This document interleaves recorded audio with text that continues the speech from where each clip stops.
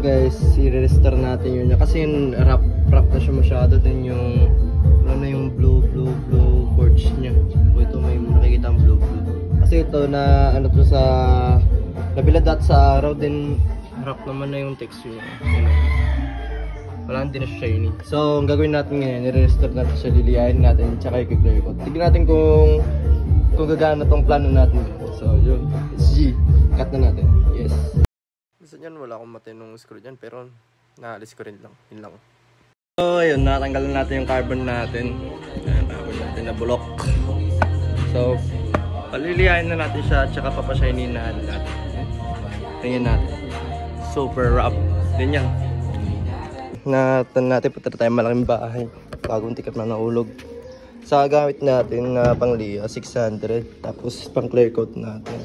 Bosning kasi wala pa tayong pera. Pero i-redo na lang natin itong process ito pag may budget na tayo. O kaya ipa-recarbon ulit natin. Yun lang.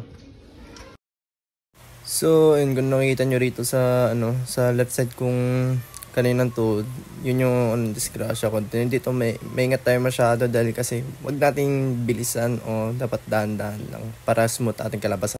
Ang kinalabasan natin liya guys. So, ngayon soft na siya. Yan o. Yan, nag-wait. Natutuyo yan. Yan. Ano natin pag nasa araw. Damn, sheesh. Sana maganda rin kalalabasan ito. Papatawin doon natin, tapos spray natin ng clay coat. Yan. Shit. Yan, natuyo na siya. Medyo may pagka-gray-gray siya. Tignan natin, I think. Ganyan na. Ganyan. Or, kasi smooth naman na yung niya, kinalabasan na naman. Kaya hindi ko na siya niliya. Kahit ganyan yung niya, kulay niya. Pero, hindi ko na siya niliya. Yes.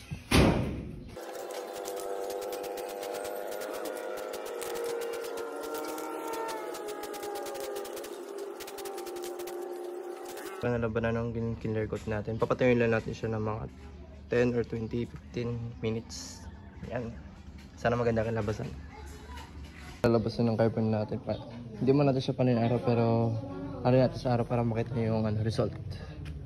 Nakalalabasan ng ating carbon na yan. Yes. Wala na yung blue forge nya.